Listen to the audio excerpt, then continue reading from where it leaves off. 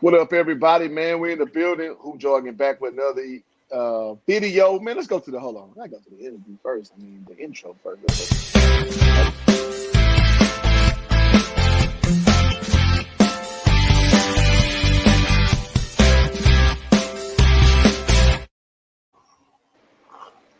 Going to shout out to Hoops Jargon, man. I'm gonna add you to the crew, man. This crew called Hoops Jargon. They've been getting at it, man. They the ones that's gonna grill you, man, because they majority are all Houston people. So that's shout out to Hoop Jargon. Shout out to Hoop Jargon, man. Shout out to boxden.com. Shout out to Most Sports Talk Radio. Shout out to Hoop Jargon, man. Shout out to my boy C Hendo, man, getting the co-sign again with my boy Kendrick Perkins. You know, H-Town, Beaumont, you know, H-Town connected. You know, I got my dashiki on today with my boy Between the Game Sports. I'm telling my inner Umar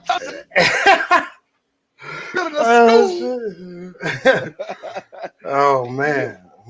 Hey, if y'all know me, I don't like Umar at all, but you know what I'm saying? I'm getting my Umar on today, man. So it's my boy, man. My boy in real life, William Johnson, aka Between the Game Sports, man. Tell people what's up, man. What's up? What's up? I'm here, man. Let's get it started. Let's get it popping, man. And I like bringing Will on because I can talk about shit that I really care about, which is like fundamental basketball. Because, and I'm not trying to take away from nobody who creates content out here on YouTube, but this is kind of a harder thing to speak about because it's almost like you got to have lived experience in a certain capacity, right? Mm-hmm.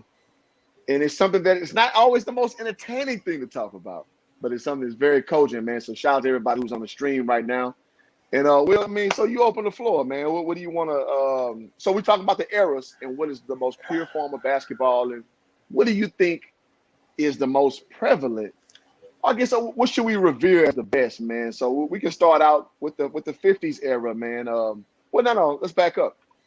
You tell me, like, you know, what is your because you gave me the idea for the show. Yeah. What is the premise behind this? Just people on social media, man. Overall, it's just them not being happy with the game of basketball right now. As far as you know, a lot of folks consider the 80s and 90s to be the great time of basketball, and those are people like our age, you know, that grew up in that part. And then you have the younger folks who consider basketball right now to be, you know, at its best. So I just wanted to figure out what is it that people want to know about basketball. What do we need to put together to make basketball its purest form? Because everybody has their own ideas, from Facebook to Twitter, Instagram. Everybody has a complaint about basketball right now. So me with the 90s and the 80s era, man, you have guys who were pretty much one-dimensional, in my opinion. All right. Then now you have guys that are stepping out to the three-point line. Yeah, you know what I'm saying? Absolutely. Can do multiple things. So I think the 90s and the 80s are, let's say, overhyped, in my opinion, because of the so-called physical play that they used to do. Mm-hmm. Honestly, I just don't think that was part of the game of basketball, the way it was meant to be played. You literally had guys getting clothesline, i.e. Kurt Rambis. I think it was with I think it was Bird or McHale. This dude was going up for a layup and he gets clothesline. And we as Americans, we celebrate that because we're used to violence and we're used to hard hits. But that had nothing to do with basketball, man. And then you have go over to the 90s, the AKA the Jordan rules or whatever. I think that was poor strategy. I think it was lazy defense. I think it was lazy coaching. I think guys, they just couldn't figure out how to stop the guy. So they decided to put him on his butt, try not to cuss. Hey, we can cuss over here, man. I'm not monetized yet. Yeah. Try not to cuss, man. And so I think people associate the 90s greatness with Jordan's greatness. And I think there are two different spectrums. I agree. So hold on, you giving a lot, man. I want to peel the onion back slowly, man.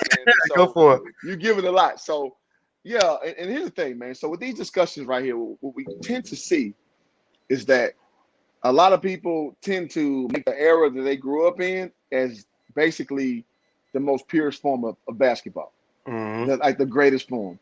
And so, like Will's saying, people our age think the late 80s, early 90s, mid 90s is like the best basketball ever. You understand what I'm saying? And so what we want to contend is not having what they call it, having the old head logic. We're trying to just compare the eras on their own merit, and determine who's the best. And I love this thing that Phil Jackson just said, I don't agree with it at all. He said if he had a draft, he would take Bill Russell over Michael Jordan. You understand what I'm saying? And I think that's important that Phil brings that up, because Phil is I mean, everybody calls him the Zen master, but he is very astute about who listens to his words. And so when you throw in a controversial term like that, it gets people to talk. He's always been a galvanizing guy. He was always about tearing his guys down to build them up. And that is an old Hermetic principle, actually, which goes to my shirt. That actually started in Kemet. That system, man. Shout out to Rap God, man. I always loyal to the channel. I appreciate you. Yeah. Man, Rap God's a guy, man. Rap God, if you have not subscribed to my boy Between the Games Sports, man, he got that knowledge, man. So I think it's important. I love the fact that Phil Jackson said this today, and we already had the show planned out for a few days. So it's funny how life kind of just melds together sometimes. So appreciate, man, I got the African shirt, man. I bought this kente cloth about 3-4 years ago when I was in Dallas from an authentic African store, actually. Shit. Yeah, man. So appreciate that, man. Let's see. CA3 says I didn't wear this, but I'm liking the direction. There we go. I mean, because here's the thing, man. The show can go any direction, and I think a lot of people don't talk about stuff like this. People tend to talk about polarizing things that's going on with the NBA, which is fine. I mean, that's what people want. I want to kind of make hoop jargon. I mean, I want to talk about those things too. I'm not dismissing none of that. But I also want to talk about some of this in between the line stuff that a lot of people don't address because they view it as boring. And if it's boring, okay. If we don't get the viewership, that's okay. But I think this stuff needs to be discussed amongst basketball fans and basketball aficionados and wherever you land in the middle of that spectrum. I think this is very important, man. So what you think about this, Will? Rap God says 90s and 2000s, the best basketball era, respectively. I'll leave the floor to you, Will. Okay, so why do you think that? Let's go back into early 90s. The 94. Let me stop before you go, Will. Rap God, just subscribe to your channel, man. Man, appreciate you, man. Appreciate that love. Rap God, he gonna hold you accountable for your words. So that's a good brother, man. For real. Appreciate that love. So let's jump back into the 94, 95 NBA Finals, I believe, between the Rockets and the Knicks, right? Is that right? Yep. Yeah. So we have, again, I said earlier, people like glamorize this era because of the physical defense. Let's talk about the hand checking that was going on in that era or in that series. You remember Derek Harper played for the Mavs, played for the Knicks, and I think he played for somebody else. But this guy was literally had his arm fully extended, hand on the back, and he's guarding Kenny Smith, Sam Cassell, whoever else is bringing the ball up the court. And he's basically guiding them to wherever he wants them to go. Of course, the defense had to adjust, but that's not defense, man. That's the way I was taught to play defense. You have to be able to play without your hands. You have to be able to play without fouling. So that's a foul any day of the week. And if I remember correctly, 1979, 1980 season, hand checking was supposed to be outlawed. All right. That's way back. And then they revisited it in 2004, 2005, I believe. So, man, somebody fact check me on that. I'm not sure if I'm right. But how's that good basketball? The offensive player doesn't have an advantage. Defensive player clearly has an advantage. If you have big hands like Jordan had, Jordan was clearly able to guide people wherever he wanted to go. So I think he gets a pass on a lot of stuff because he was able to defend that kind of way. 2000 basketball, I would say, I had a friend say between 1996 and 2003 was the best basketball for him. So I can kind of agree with that. But again, you can nitpick anything you want from those eras and find a flaw in it. Okay. So let's do it this way. Texas. Okay. I'm working on my cell phones. It's a little harder to navigate the screens. But and I think that's a very coaching point because you had guys who weren't as athletic, but they were physical, and they could disrupt guys who are a lot more talented with the liberal nature of using hands. Because as we know, you always taught to move your body, and it's hard to get in front of your defender, and in such a way that you're not impeding their progress. but you're corralling their progress, if that makes sense. You understand what I'm saying? Then if you got to a point where you can impede it, you can take a charge, which nobody wants to take. And that is like really the essence of defense. But if you can put your own bar on them, you eliminate a whole bunch of feet sliding, of effort, as it were. And I think that's a very cogent point you bring up because, I mean, because we grew up in, well, the high school era we grew up in, we couldn't do that shit no more. You had to really move your feet and to take a charge. You know how our coach was. He would reward us to get running off if we could take a charge in practice or in the game. They took, and even in college, we had the same coach, and they would give you the same clemency. Because why? Because it's harder. And so I think that's a very cogent point. And I think also we should give a lot of credit to guys like Jordan, to guys like Reggie Miller, to guys like I guess even in the early stages, Kobe, Eddie Jones, ball dominant guys who could still score in that era, because it's a lot harder with somebody doing it like this, or when they gotta get down on their stance and break down. So now early 2000s, it started to switch a little bit. Now I will say this: after about 03, it was some pretty bad basketball. I think your mic is out, Will. Check your mic again. Yeah, so while Will getting his mic together, I think in 03, you had a lot of hero ball. You had guys like Gilbert Arenas. I'm not saying Gilbert Arenas, Hibachi, that dude. But you had guys who weren't necessarily that ilk of player we would see now, like the Warren Wagners of the world, getting buckets. I hear you now, Will. Yeah. I think this is when the NBA actually started switching the rules up to be more like, okay, let's start softening the game up a little bit. And I think that's when the NBA really had to take a stance, like after that 03 era, like pretty much LeBron era, early LeBron era. That's when basketball was at its worst. Well, not its worst, but since it's worse since before Michael Jordan. No, I'm sorry, before Larry Bird and Magic came in the 80s, when it damn near was a dead product. And we're going to go back to that, y'all, because we need to talk about it beyond the 90s. I know everybody here remembers the 80s, 90s. So Yeah. what's your opinion about the 2003 and beyond, let's say the 2010 era of the NBA? I think guys were really trying to figure out. I think the NBA was really trying to figure out what to do post Jordan era. Oh, for sure. Hell yeah. Iverson was a guy who had kind of became the face of the league, even though they didn't want him to be. But everybody, culture-wise, loved him. And then they implemented the zone. And a lot of folks don't agree with me on this, but everybody said they implemented the zone for Shaq. I think Iverson had a lot to do with that. Oh shit, yeah. Because he was unbelievable to be able to guard one-on-one and the way that he dribbled. So he had a distinct advantage on guys with his quickness, and then you add in the crossover. So I think he was part of the reason for that zone shift. And I think the NBA and players was trying to figure out how to technically attack the NBA zone with the rules. So I think that's why basketball was kind of struggling from that moment. Once they figured it out and guys got a little more skilled, that's when the game started to come back and fans started to come back and the scoring went up and all this other stuff. So I think they were just trying to figure out how to play after the post-Jordan era and into the zone era. No, I think that's an excellent comment, because here's the thing, man. And I'm going to say this affectionately to the NBA fans out there who listen to this stream. NBA fans are goldfish, man. NBA fans want action. They want it right now, and they want it double right now.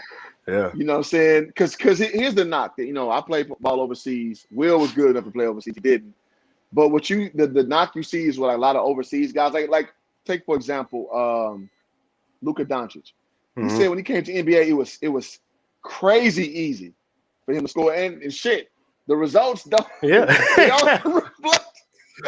Yeah. They only reflect that sentiment to be true. You understand what I'm saying? And he said because overseas you had to play team basketball.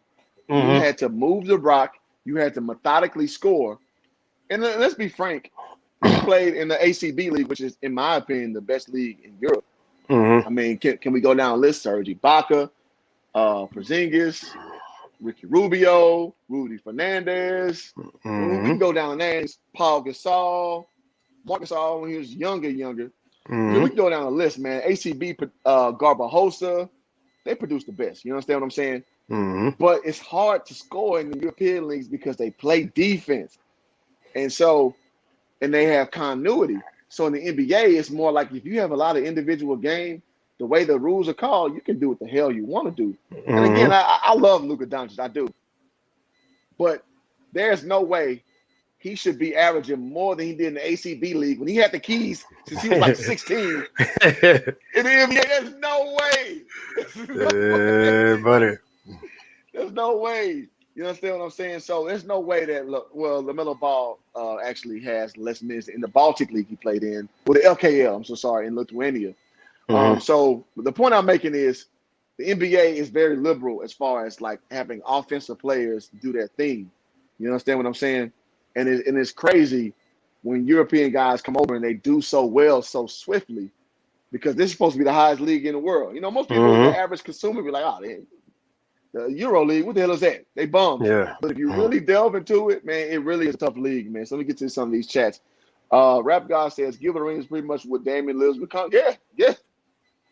Hey, that's spot on, man. That's spot on, man. Oh my God! If Gilbert Arenas could, oh my God! If Gilbert Arenas could play in this era right now, oh my God! Now Hibachi would be cooking motherfuckers, man. Oh my God! Steve Francis. Hold your hats. Yeah. Steve Francis. I'm gonna tell a quick Steve Francis story before I do this. I seen Steve Francis drunk at the Essence Festival in 2013. I'm from Houston. I got a Steve Francis jersey, man. I'll go put that bitch on if y'all want me to. Steve Francis was my hero, man. You know, Rockets dog. As my boy Kevin McDowell would say. I saw Steve Francis so drunk, man, and he had, you know, when people are drunk, that their face starts to droop. I ain't gonna lie, a part of my childhood died, man. When I saw Steve Francis down bad like that in 2013. But Steve Francis in this era, right? He would be Russell Westbrook. He would be Russell Westbrook, bro. But so he was special in his era. But a lot of guys, that's when the 6'3", 6'4" point guard started to come to the forefront, right? And that's like the pioneers of what you see now of the Dame Lillards, the Ja Morants, the who else I'm forgetting? Westbrook. Westbrook, yeah. The Jawante Murrays of the world. You know what I'm saying? They it's like they died for their sins. You know what I'm saying? Yeah. Exactly. You know what I'm saying? I don't know. Yeah. So it's funny to see how guys who we liked a lot during that era, they're kind of cooking now.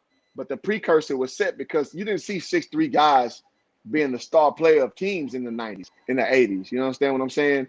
And so it's fun to see now how like the teasers come out are like the Giannis of the world, the triple threat guys back then, that they had no place on the court back then.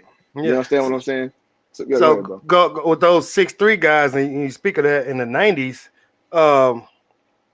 This is another little issue I have with the 90s. So offensively, you had the point guards, shooting guards, and all this other stuff.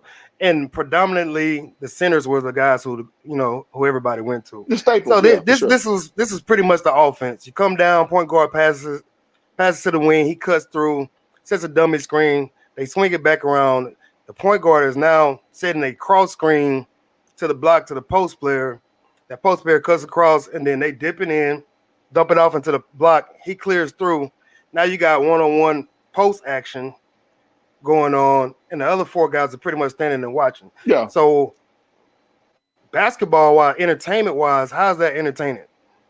It's not. Exactly. So, look at the jerseys, Will. How many niggas you seen with Shaq jerseys on back in the game? Man. Nobody. How many Penny Hardaway jerseys you seen? Man, plenty. There you go. Go ahead. Plenty. So how was that a great era of basketball offensively? So again, I can nitpick all this stuff, man. It is what it is. Elijah Wan was dominant. You got throwing the ball to Patrick Ewing doing that ugly running sweep across the middle.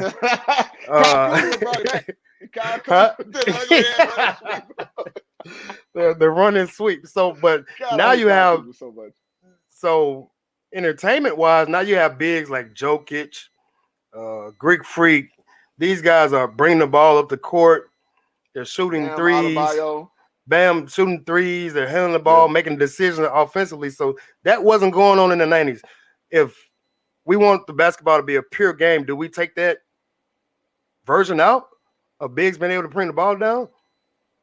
Or do we go back to what it's supposed to be, or how it used to be? That's a great question. Right? I think it's too many threes being shot these days. You got people like Marcus Smart who continuously let the ball fly. I don't understand. Russell Westbrook. Westbrook and what's my boy name? Zoe against the Suns last week. He went like 3 for 18. And the way Alonzo Ball against the Suns. No, he didn't shoot 18 threes, but he went 3 for 18. But he probably shot about 9 threes in that game. The way I was taught, you miss 2 or 3 jump shots in a row. Hey, swing that bitch. Yeah, swing it, or your next thing is try to get to the basket, get fouled, and get to the free throw line. So I'm not understanding the full freedom that these dudes have. You're not a knockdown shooter. I really don't get it. So the analytics and the metrics, the Morey ball, all that has kind of infiltrated every player, every team in the NBA. So do we take that out? I don't know. Think about Morey saying the 3 should be a 2.5. Well, hey, I would say this before Will go. Man. Fuck Del Morey, man. Del Morey, man, fuck him, man. He's a clown, dude. He is a schmoozer. He's a snake oil salesman, in my opinion. Go ahead, Will. He's a clown, man. So, but that's the way the NBA is going right now. Another bad example of basketball right now. Denver was playing Phoenix, I believe, before the All-Star break. And they were down 2 with about 20 seconds left or something like that. And they get a steal, and it's a 4-on-1 situation. Oh, yeah. What do these guys do? Three dudes went to the three-point line. Common sense tells you to go get a layup and tie the game. Maybe they didn't want to. Maybe they didn't want to go into overtime before the All-Star break or whatever it is. But this is what we're dealing with right now as basketball fans, man. Hold on. Let me stop you real quick, man. Y'all, if y'all ain't subscribing to my boy, man, y'all missing out, man. Between the Game Sports, y'all sub this man channel right now, man. I'm telling you, you're going to see him on this channel a lot. And again, you dudes, I say know way more basketball than me, man. Y'all sub to this channel and sub to mine if y'all haven't subbed already. Go ahead, Will. Come on with it. That's just that's where we're at right now, man. And I think players are so relying on their skill set right now. Their skill set compared to guys from the 90s, 80s, 70s are way beyond, what those predecessors were. I think they rely too much on their skill sets, and the basketball IQ is not on display. Shot selection is just god awful. Oh my God. I watched the Knicks play the Clippers the other night, and Obi Toppin just got a lob dunk from Taj Gibson. It's about 2-3 minutes left in the game. Taj Gibson still playing? Yeah, shit. Exactly. They put him up at like 7, I think, about 2-3 minutes left. They get a stop. They outlet the Derrick Rose, and because Toppin just got a lob dunk, he feels like he's feeling it. They swing it to him off of one pass across the court, and he shoots a semi-contested 3. Bro, that's not your game. Run the clock down a little bit and secure the win. Luckily, they won, but I'm like, dude, that's a bad shot. That's bad basketball. That's bad basketball. That's a bad shot. So I don't know what to do, man. I'm confused as a fan and a coach. That's funny, man. Yeah, so man, shout out to Rap God. I'm gonna try to catch up on these comments, man. Y'all doing y'all thing in the chat. I'm gonna try to catch up. That's the thing with YouTube, man. We get into a conversation and get stuck in there. Boy, just getting in. Yeah. I appreciate y'all, I really do.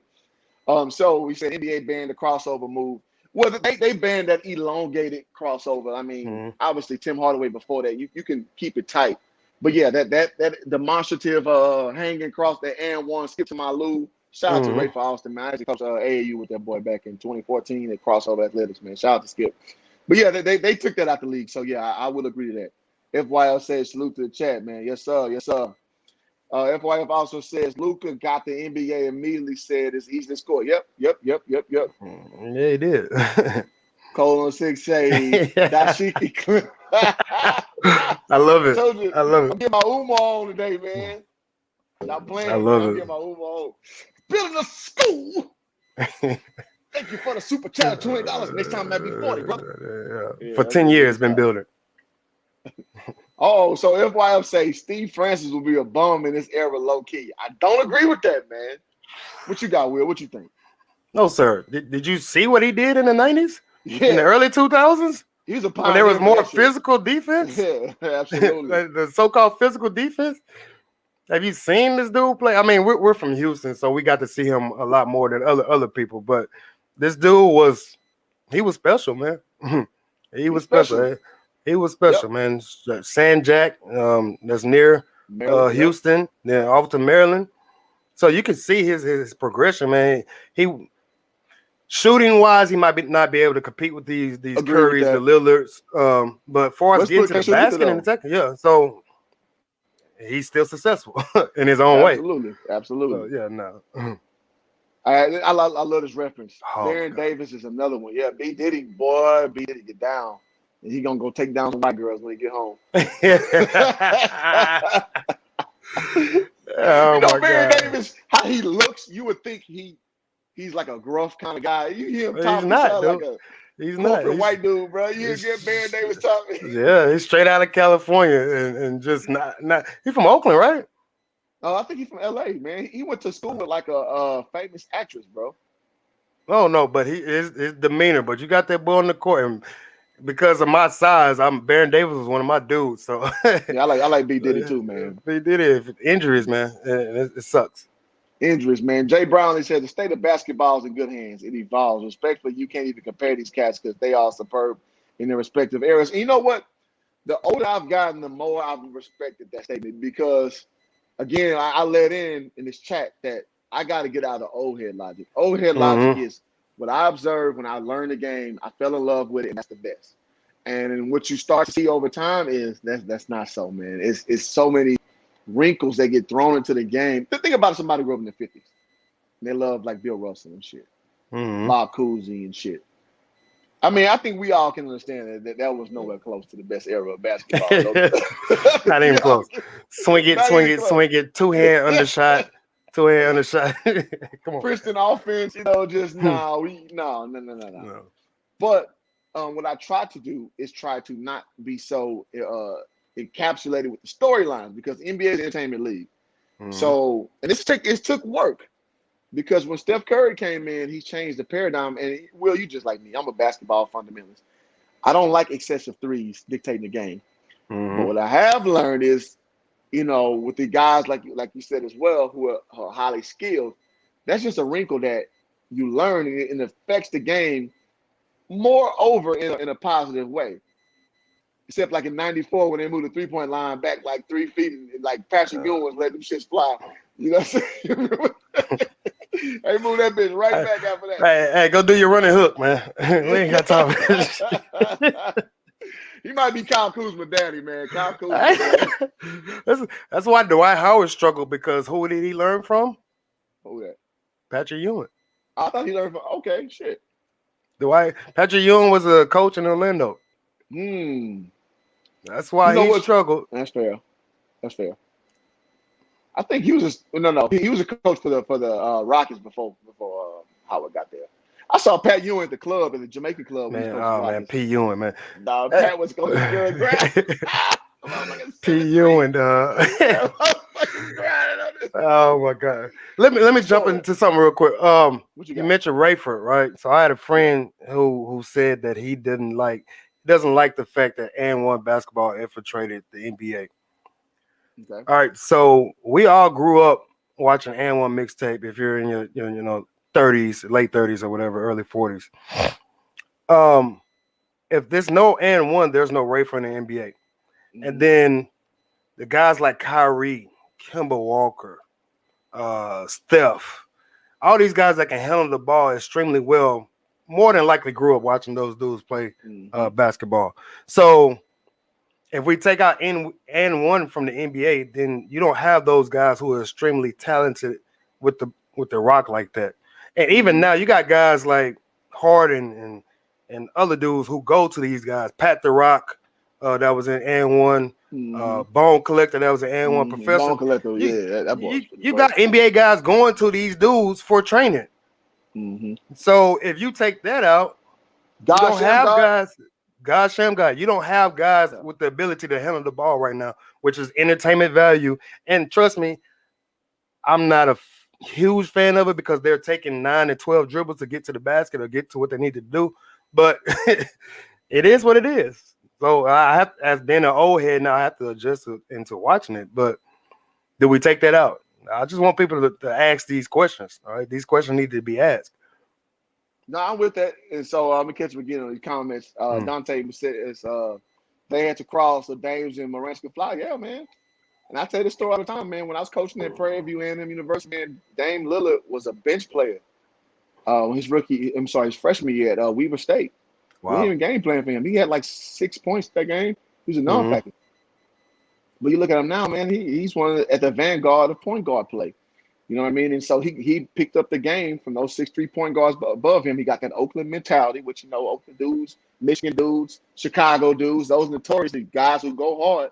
And Mm-hmm. I respect it, man. I really do, man. So yeah, man, guys like them crawl the early 2000s guys, so guys like Morant and Dames can fly, absolutely. Mm-hmm. Jay Brown said defensively these new cats couldn't deal with the 90s defense. I know you want to say something about that, Will. What you got about that? They would adjust. Bottom line, they would adjust. It's just like 90s cats would adjust to this. And the defense in the 90s was really garbage, man. These dudes, it was one because they really couldn't guard anybody. So they Let me went to stop you before you the cook. I know you're gonna cook. yeah. Dog, go back and watch them Come Fly With Me videos. Look who's guarding Michael Jordan. This nigga was running by these dudes. He wasn't giving them no moves. Like Dan Marley, Craig Elo, the fucking Hershey Hawkins. This nigga was running by Bruh. running Oh my running god. by them. It's like playing Oh my god. 2K. When your dude leveled up, just running by the dude.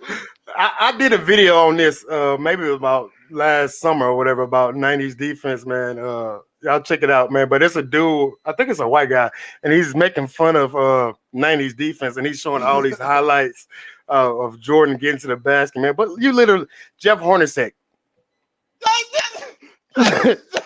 Jeff Hornacek. You already mentioned Dan Morley. Reggie Miller. Reggie Miller can't guard this chair that I'm sitting in. Trash.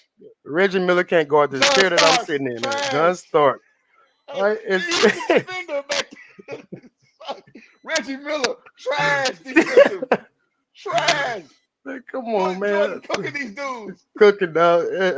That was his competition. So he was levels above, and give him credit, man. He took advantage. So, and Jordan got to play basically one-on-one basketball. Again, you go to 2003, 2004 when zone defense was on. Jordan got to play with illegal defense. So you really couldn't just, unless you went all out to go double team. Yeah. He was basically playing dudes one-on-one, and we all know the story. All right, let's catch up. All right, so FYM says, who Joe, his brother, he's spitting facts, man. Man, between the game sports, this is my high school teammate. Hold on, right there. Right there. Yeah, this my boy one. William Johnson, man. We played at the same university at different times. We played high school all 4 years together. Grew up together, literally grew up together like, man, between the game sports, man, my boy Will Johnson, man. And so, here's the thing about the YouTube game. Everybody got these personas. We put our names, our faces out there. We do that shit off real. Because it's like, I mean, when we took ourselves serious with this shit, it was probably about 15 years ago when we thought we were somebody. And now it's just like, man, we did what we did. You can look our stats up, you can look our career up. And it's no big deal. And most people, when they talk about playing with us, they will hold us in high esteem. And this is one of the brothers I hold in the highest esteem. And I'm glad he getting the YouTube on, man. So yeah, man, y'all appreciate that love, man. Appreciate it. Yep. All right, let's see. You can't take any era out that would diminish the game. You know what? In my old age, I agree with that, bro. I agree with that. You think about like, now I would say the 50s was bullshit. But they had to start somewhere, man. You got to start somewhere with a product, man. 50s some bullshit. That's why I kind of knocked Bill down a little bit. That's some bullshit, bro. Like me and you right now, 37. Well, you 30. 7, yeah, just turned it. Yeah, I think we could play in the NBA right now. Yeah. Out of shape. In the 50s, bro. In the 50s, though. For real. What you about 6'2", Will? I'm barely 6'1", right at 6'1", About man. 6'1", 6'2". I'm 6'7". Me and Will can Been start all for stars, all stars. the. That's real shit. I'm out of shape like a motherfucker. Yes, sir. All right, say Lamont's birthday, man. Happy birthday to you, FYF, bro. Mm-hmm. Let's see. Rap God, okay. Oh shit. Let me catch up with his comments, man. Y'all cooking, man. I'm so sorry. And then Will, I don't want to cut you off, but these Yeah, go comments be ahead. rolling, Yeah, man. yeah. Okay. Jay Brown Lee says it's talent overlapping productivity. Great question. It's overlapping IQ. We spoke on that earlier. Dudes are relying. Russ Westbrook. James Harden. I'm It's, sorry, go ahead. the late game situations. If people really watch the game, you will really see Situational how basketball. bad Absolutely. guys are making decisions. I saw a game with I would think it was the Nets and Mavericks the other day. Luka and they're up. Dallas is up, and they inbound the ball to Luka, and he throws this token lob pass to the guy who made the inbound, and they get it. Kyrie gets a steal. I think he ended up airballing the layup. But it's like, as a professional, that shouldn't happen. All right, that goes on in middle school and high school basketball. Like that, throw it to the corner trap, and then you throw it back, and it's easy steal and go lay it up. But the IQ was just not there. You had people like Isaiah Thomas and Magic who were floor generals. I don't think we have very many floor generals in this era. Everybody's wants to score. So when it's time to make a decision, it's like, oh crap, what do I do in this situation? I'm usually going to go score instead of, okay, let's run some clock. This is why CP3 is still valuable. Oh shit, yeah. Late All Renaissance, man. Yeah. So you late game situation and shot selection is what is lacking from talent to, I guess, to overlapping productivity. In my opinion, is talent is overlapping IQ in the game of basketball. Agreed, because let's be real. In the AAU spectrum, that's not being preached. Being preached is being this complete player, being a triple threat player, being able to do everything. Any dude, you 6'6" and over, oh, you gotta have guard skills. You understand what I'm saying? So these dudes are growing up and they're becoming other players. And then you grow up, you're 16, which I don't think is a bad thing. Like a Christian Wood who can do a lot of things. Or like, I don't love Kyle Kuzma, but traditionally at 6'9", 6'10", you're supposed to be a somewhat of a traditional big. And we know Kyle Kuzma, he does the Kyle Kuzma thing. So the point I'm making is that's encouraged now. Like, and I'll keep this kid's name out of this, but in Aldine, who I coach, he played at the University of Texas. Now he's somewhere else now. Nobody wanted him to post up. Back in the day, you know what I'm talking about, right? Oh, absolutely. From Lewis, yeah. Yeah. You know what I'm saying? Yeah. So nobody wanted him to post up, and I had hands on him. I was like, dude, you got to get a face-up game. Like Chris Bosh, watch Chris Bosh. This was like 2013 when I'm teaching him. You got to be able to give somebody something else besides just being a perimeter tall-ass dude. Or like can put on the floor a little bit. Face up, evaluate, see what you got. And that's why, I interviewed John Walker from TSU the other week, and he's the same major guy I'm speaking about. John Walker, man, if you watch him play, he got all that shit in him. And it translates good for a guy like him, but there's so many casualties of that mentality who can't put it together. And they just so athletic, you get to the next level and you get that garbage situation. You get that garbage to understand your skill set, how it permeates over what the defense is giving you. So I think in that way, it does diminish the game a little bit. But I want to be an old head and say that that's just making a bad product per se. But in situational standpoints, as a fundamentalist like me, I don't love that. Yeah, I call it. It's really unfair to other guys like the stars of the league right now. So you Greek Freak, Curry, LeBron, these guys are great at a lot of things. And so now you have these other guys who are trying to be great at a lot of things, but there's a difference between being great and being good at a lot of things. A lot of these guys are good at a lot of things. They're not great. And so therefore their mindset is thinking, okay, I'm great at this, but they're really not, man. These jacked up threes that people are doing. Oh my God. What they say, man, jack of all trades, master of none. Yeah, this is why Rodman was able to succeed in the era that he was playing in. He mastered what he could do, man.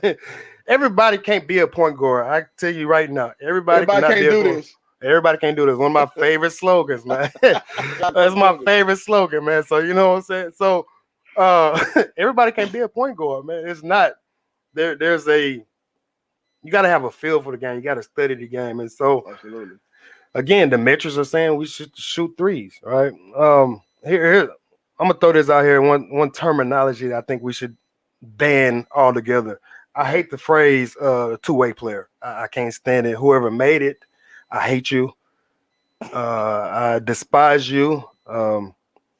There's no such thing as a two-way player in the NBA. All right, you can't unless you decide to say, okay, I'm not gonna get back on defense. Then yeah, but you I have to play get why it defense, exists, but man. I get what you said too.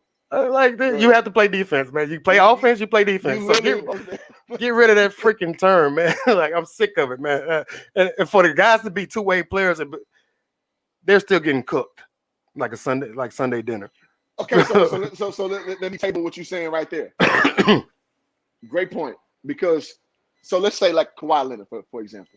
Mhm. Sometimes he get fried for 30 on somebody. They're like, oh, he ain't playing defense. He hit him for 30. Like, yeah, but he made the guy work for his 30. Work, yeah. And he still was able to do his thing on the offensive end. So that's why I deviate from you a little bit. I understand how it's an oxymoron to call somebody a two-way player because Yeah. intrinsically everybody's supposed to play both ends of the court. It's not like football. You don't get a break. Yeah. You don't get a break. Shane Battier used to get fried for 40 from Kobe. You know what I'm saying? But he was a good defender. So Yeah. I think casual fans, you got to understand that it is very hard to play good defense on that level. And if you can offer something on the other end, it is something to be respected. However, fundamentally, to your point, that is ridiculous that you got to accentuate somebody playing literally what's on the job description, which is play defense. Yeah, no, the official term for it is you're a basketball player. That's it. Yeah, I'm with you. That's I'm it. not arguing. I understand what the context is, but fundamentally, I'm with you all the way. Yeah, I just had to get that out there. Go ahead, man. Yeah, so Rap God said I got my Uma. I'm trying to get my Uma on, man. Donate to the Cash App, brother. Building the school. Marcus Garvey. I'm an descendant of Frederick Douglass. Hey, that boy Umar, man, he's something else, man. All right, so Rap God say some people would disagree, but Jordan started the hero ball trend every night. What do you think about that, Will? Jordan was one of one. Like he just different mentality, man. I think his mentality was to destroy everyone at all costs. So I don't know if I can call it hero ball. I think it was just his mentality, like get the hell out the way. I'm gonna do what I need to do and to push my team to the next level. So hero ball to me is guys. If you was on here earlier, speaking about Mr. Toppin for the Knicks, he got a dunk and then they got a defensive stop and he shoots a semi-contested three. That's hero ball to me. You think you're feeling it? Yeah, get out of here, man. That's not your game. So I don't know, apples and oranges. So I get the premise of that, but I think Jordan had just a level of nuance to him that he still would kick it. And he was about building his guys up. And what you see, some guys is they think they can just do it by themselves without building up the talent around them. And I think now to the naked eye, it's hard to observe, but it does exist. And so, I mean, we can make a whole other video about that, about hero ball. I think, you know what, I like that idea. So let's do that. I don't want to get so caught up on that because there's a lot of nuance to that theory. But I love that premise. All right, Daryl Higginbotham says Steve Francis was a fool and will bust this era ass. If anybody say different, they never saw him play. Exactly. Hey, he went on to say, low-key Francis could have gone to the league from JUCO. I agree. Oh my God. I agree. I'm gonna stop you when you're lying, Daryl. Yeah. Okay, all right, here we go. We get controversial. Said Ewing was overrated in this era. He played an old man game. What you think, bro? Yeah, we can't call him overrated because do we call all-stars overrated? I believe he was a multiple all-star though. This is like the Chris So- Middletons of the world, the Mo Williams of the world. You can make a case compared to their contemporaries. But at the end of the day, if you made an all-star, you did something special.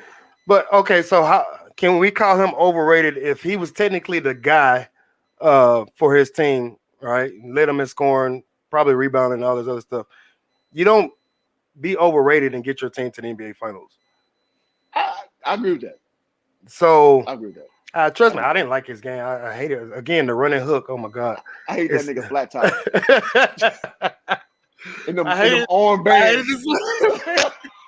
I hate the sweatbands, man. So, but you know, he got his team to the finals. So I don't know how I can call that person overrated. That's impressive, man. On his own merit, yeah. So I grew up a Rockets fan, so I intrinsically hated Patrick Ewing.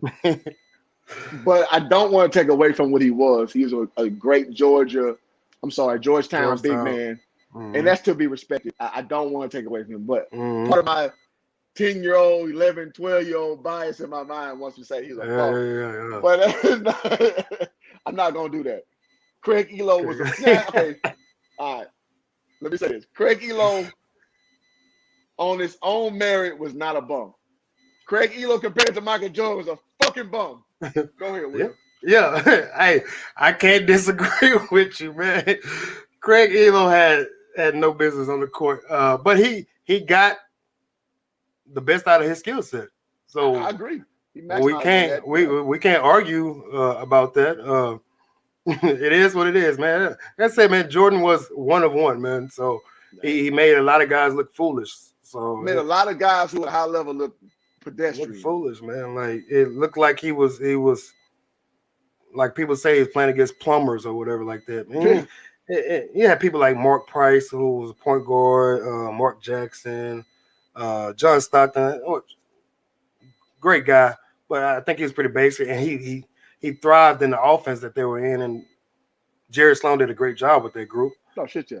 But it's John Stockton again. He had Greg Kite looking decent. Greg Ostertag looking decent. Jeff Hornacek again. Jeff Hornacek. Jeff Malone. Byron Russell. Man. Byron Russell. Shannon Anderson. Let's keep going. Let's name these names. These bums. Was formidable in that system. Yeah. It is what it is, man. It is what it is. And that's how you feel. Craig Elo's a bum. He's a bum, man. Go ahead. Yeah, by NBA standards, he's a bum, but just as a basketball player, I think Craig Elo was a good basketball player. Mm-hmm. But yeah, when you compare him to the best, it's like, I'm not gonna argue on that.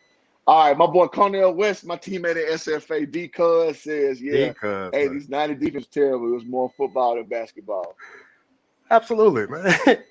Do you guys remember seeing the highlight of I don't know if this is in the 70s or 80s, but Kareem Abdul-Jabbar, he gets an elbow from some random guy, I don't know. And then the very next offensive possession, instead of him just kind of pushing him in the back or giving him a little shoulder shrug, he sizes the guy up and gives him a quick right and then dips out, man. And people glorify that crap. Like, this is not basketball, man. Punch somebody. They were all out brawls on the court in the 80s, man. Rudy Tom Johnson got his block knocked off by what's that dude name? I don't know who it was, but he did a sliding punch into his crap. He damn near punched the life out of his head. And people glorify that, man. That's not basketball, dude. That's not basketball. All right, so I got a funny story with that shit. His name was Grover something. When I played in ball in Portugal, my first job I took in Europe. Man, no bullshit, man. My first little game we played, it was a scrimmage. Dog, we was in that bitch, and in the second quarter, somebody got fouled hard, and one of my teammates was squared up, punched this dude in the chin twice. No technical foul was given. Come on, man. What the fuck is this, man? Come on, dog. I seen it. That's like to your point. That's not basketball, dog. That has nothing to do with the game, man. But people love it. People love it, man. People love it. Now, Rap God, I'm gonna have to give you a hell no to this one. Kyle Kuzma, star player, but severely limited. Kyle Kuzma is a taller Jamal Crawford, less handles, but I mean by that, it's a filled up guy. He's a guy that you can come in instant offense and then instant bad offense and you don't know what you're gonna get either day.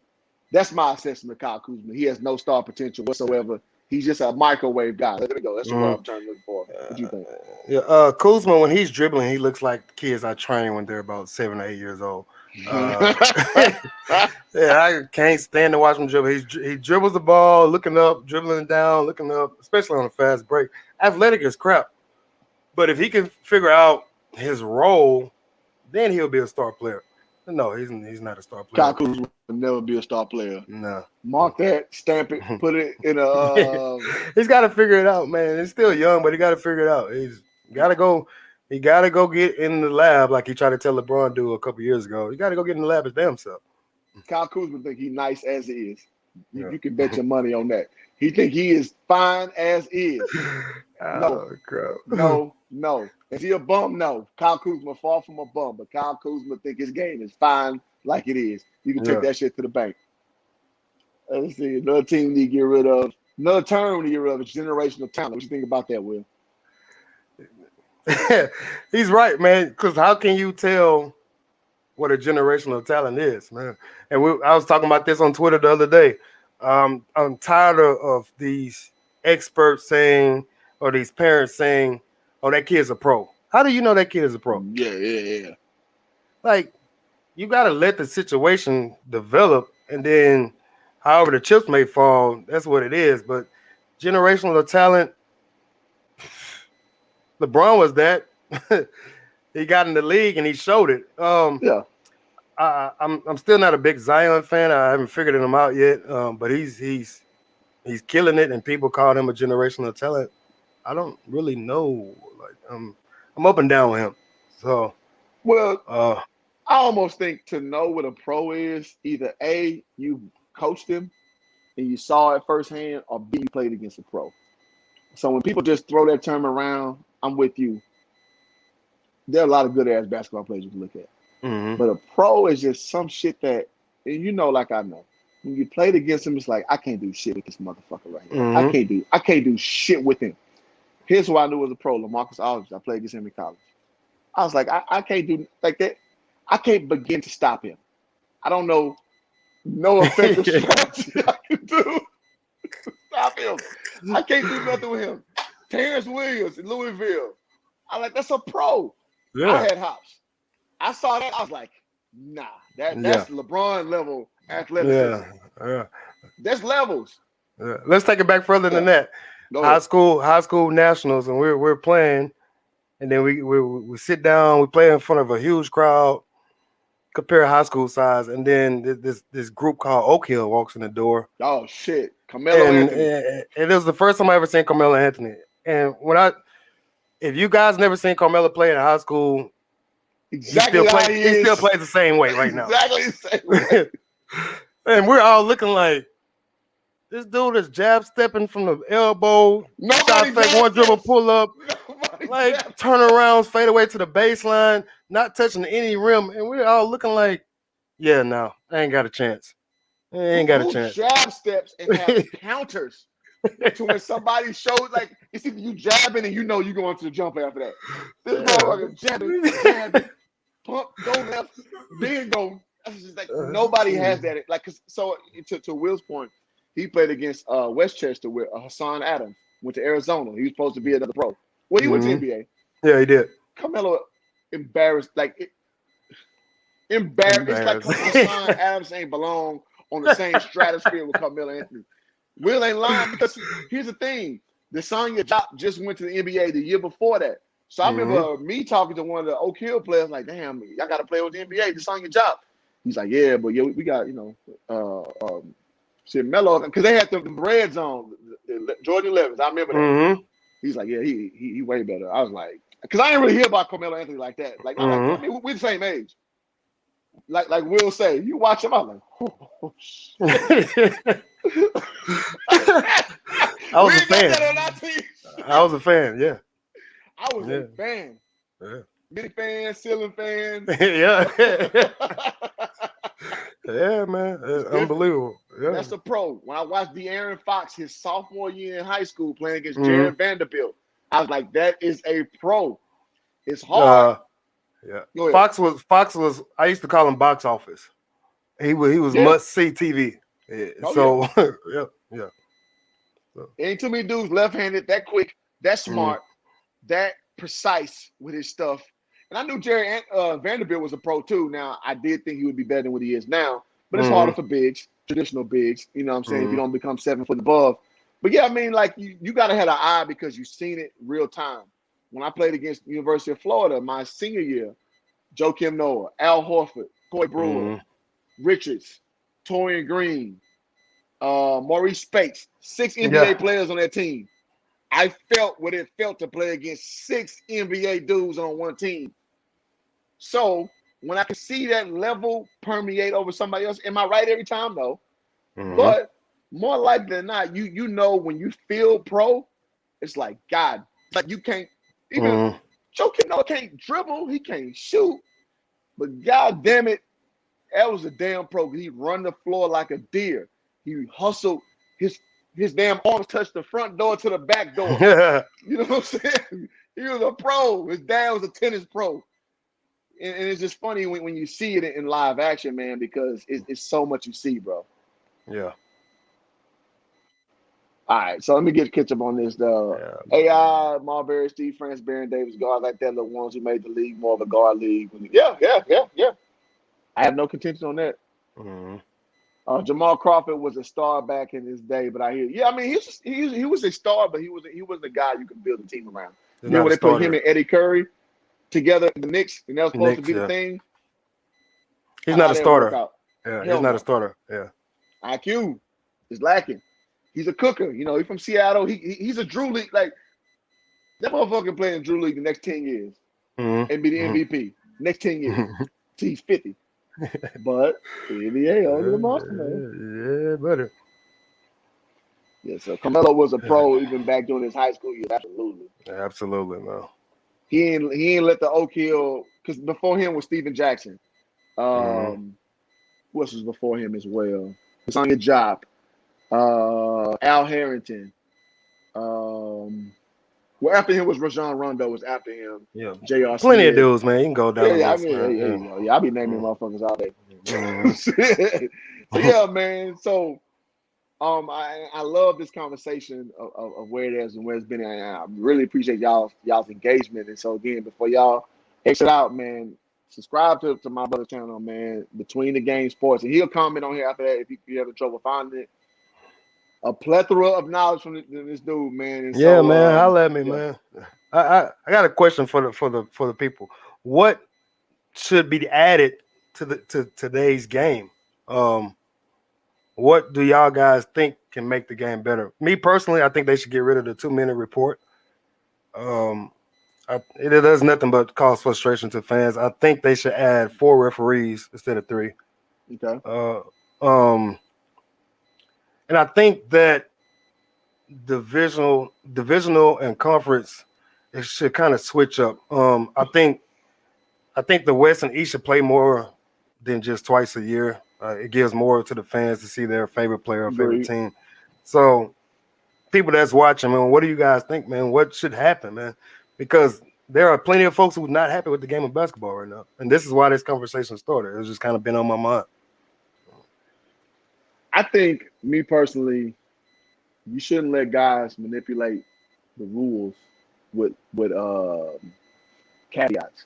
Now, obviously, Harden doesn't play the same way he played the last 5-6 years in Houston, but to me, that was a huge turnoff, man. Watching James Harden play, head faking. Wait till you make a move. You know what I'm saying? To me, that's horseshit. That's Bush League right there. To me. So things like that, to me, cheapen the brand. I think when you don't, because I mean, I'm a fan of big men. And when you marginalize the big man position, you don't reward guys who want to get down there and get some of that action. I think that cheapens the game too. So we can find a way to reward bigs for running the floor, for posting up, for getting proper position deep.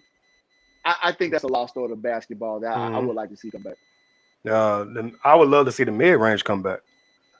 Oh, I'm tired. Sure. I'm tired of seeing guys just jack up threes, man. There's nothing wrong with a strong. We got guys now pump faking and taking a side dribble. Yeah.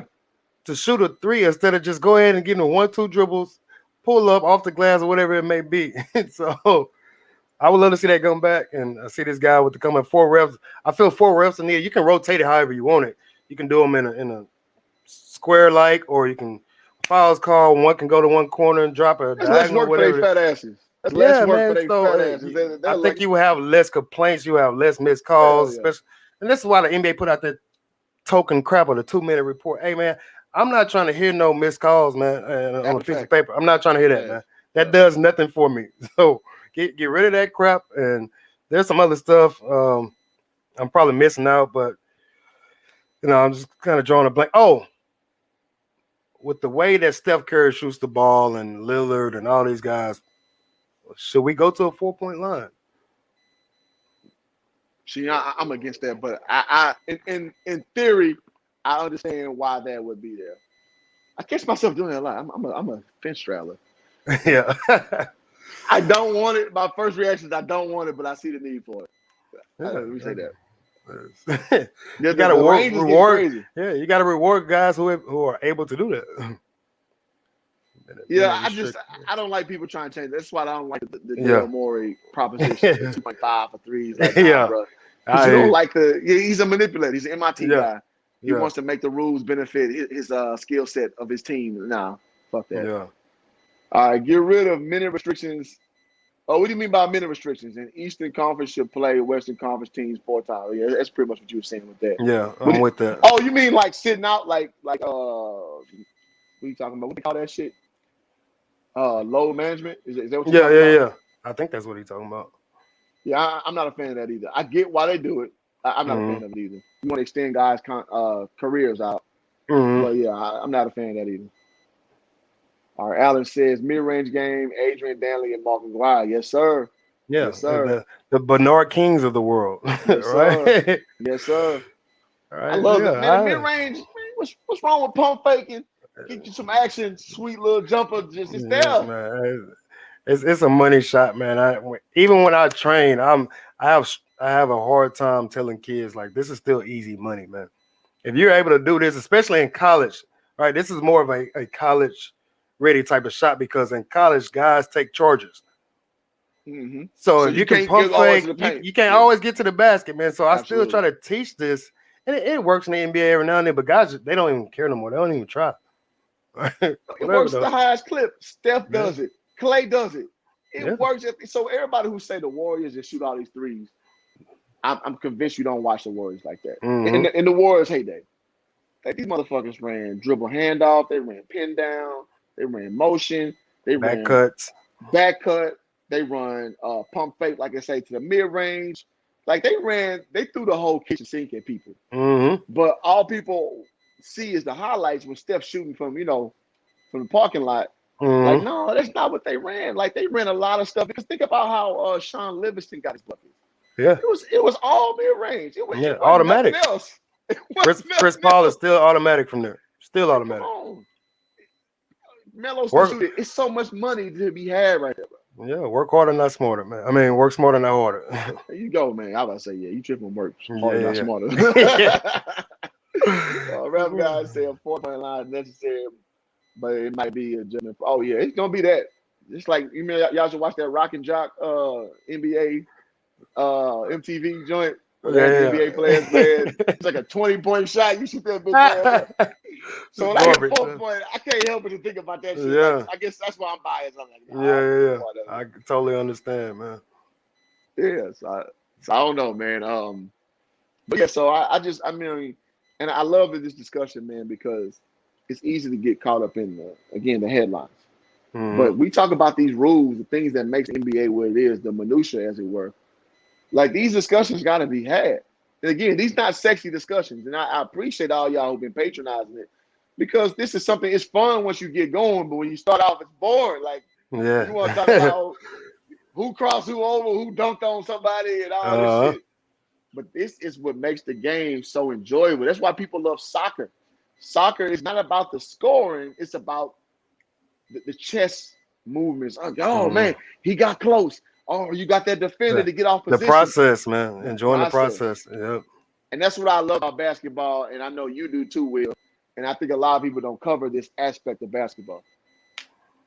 Yeah, it's like you said, it's boring to folks, man. Like, uh, I don't understand why people, as much people love Kobe, I don't understand why they don't. Well, okay, I do understand because again, we go back to being it's boring. But Kobe was obsessed. He said it himself. He was obsessed with the fundamentals of the game of basketball. Oh yeah. And so, if people say they love Kobe like they do, why don't they follow that blueprint? He gave you the damn blueprint. He gave it to you. Jason Tatum heard a lot of things. Yeah. That's about it. Shit. Jason Tatum is a problem. He's the dogging. Absolute problem. Shout out to our boy Reggie back with coined that phrase back in high school. He's the dogging. He's the dogging. Yeah, Shobi Bryant. Shobi Bryant is the dogging. Oh my God. That motherfucker, that shit is all up. Man, and so we have to accept as basketball fans, what do we really want? We can't have it both ways. Mm-hmm. You can't have it both ways. You can't have the physical play and then you will still want the freedom of the guys to be able to shoot. What I do miss sometimes when guys actually cut to the paint that they don't get a little arm check. I miss that a little bit, man. Yeah, just a little redirect. Let them know that you're there. Let them know you're there. So, man, it's been a good discussion, man. So it is what it is. Yeah, so, man, as we wrap this, man, we're going to do something else again next Monday, Will, if you're down. Yeah. We'll find another, subject. And we're going to try to go through things that a lot of people are not covering. So, man, if y'all know somebody, tell them to come through next time. And we're going to keep doing this, man. If y'all have not subscribed to my brother's channel, man, go to Between the Game Sports. If you're not subscribed to Hoop Jargon yet, man, you tripping. I'm 200 subs away from being monetized, man. So if y'all like these discussions, if y'all like the way we rock, let's keep doing it. Almost monetized, man. And so Daryl got one more question, man. Get rid of the play-in tournament. The team, I'm with that. I ain't got to read the rest of it. Fuck that playoff. No. NBA is the standard. Don't go to that college shit. No. Yeah. I don't think they'll bring it back next year. They had success with it last year because it was in the bubble. Right? You had everybody wanting to. It was like the only sports going on. I don't think baseball was even going on there. So they had success with it, and a lot of people watched it, and you got that vibe of that tournament, that AAU feel. Yeah. But eventually, it's going to fade out. So I think this will be the last year of that. Yeah, I mean, NCAA, you got 7,000 teams and shit. So the playing game with the conference alignments and shit, that makes sense. Nah, hell no. I want 8 teams. I want the best 8, and you can suck it if you don't get there. I don't care. Oh, let me say this before we get out of there, man. I gotta apologize to, I don't know who it was. It might have been Rap God Reloaded. But he asked about the Knicks the last time we did something. I gotta apologize. God, I didn't see this coming. I did not see this coming with the Knicks. Yeah, I did not see. Last time we did this, maybe about 2 weeks ago, somebody asked about what do you think about the Knicks, and I'm like, hey man, these dudes gonna make the playoffs, and they're gonna be a hard out. Hey, momentum is a mother, man, and I hate when guys like Rob Parker say he don't believe in momentum because that tells me you ain't play sports like that. Mm-hmm. I don't know what it is. It's this force field that comes, and you can do nothing about it.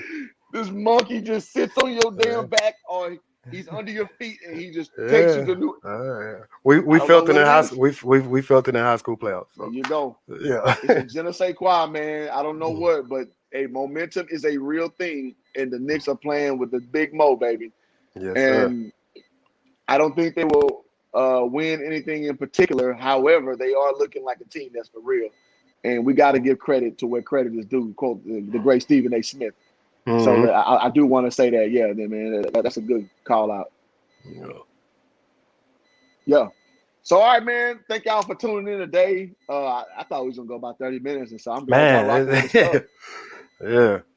Man, so to my boy channel, Will, tell me where to find you, man, before we check out. Hey, man, Between the Game Sports, I'm on every platform: Instagram, Facebook, Twitter, all that stuff, man. If you need a t-shirt, man, I can do that, man. I make t-shirts, man. I do all types of stuff, man. So I'll admit, Between the Game Sports. I told y'all, man, hey, Will know his stuff, man. Ain't too many people I say no more than me. You know me, I'm proud. I'm happy like that. Yes, sir. Hey, I remember asking Will when we was young, man, how do you drive by people? Because I ain't never had no handle like that. I remember that. 9th grade. You try to think, 9th grade. Like, I don't get it. 9th grade, I was like, how do you get by people? Never learned it, but I learned other talents. But man, shout out to AB the Hero, man. One of the Ball family insiders since day one JBA announcer. Yeah. Hey man, you know, hey, AB the hero, that dude, man. And so one of the cats I met in my first YouTube journey, AB, sub to my boy Will, man, Between the Game Sports. Because I think it's a great lane for this. And man, hey Will, if you open to it, we're gonna start going live on Instagram too. Me and Ball Facts were on there last time. It did pretty well. Okay. So I think you can get like 4 people on there now. So I Yeah. want to take it, man, because this new media movement, hashtag new media, man. Shout out DJ Ron Cut, get my YouTube career going, man. And so I want to do the same for you and other people as well, man. So Bet. I appreciate it. Everybody who's been tuning in, y'all been loyal. And man, I love it, man. Anything for you, peace out, Will. Man, that's it, man. I appreciate you having me on, man. It's been fun as always. All right, there you go, man. Till next time, we out, y'all. Peace. Bet.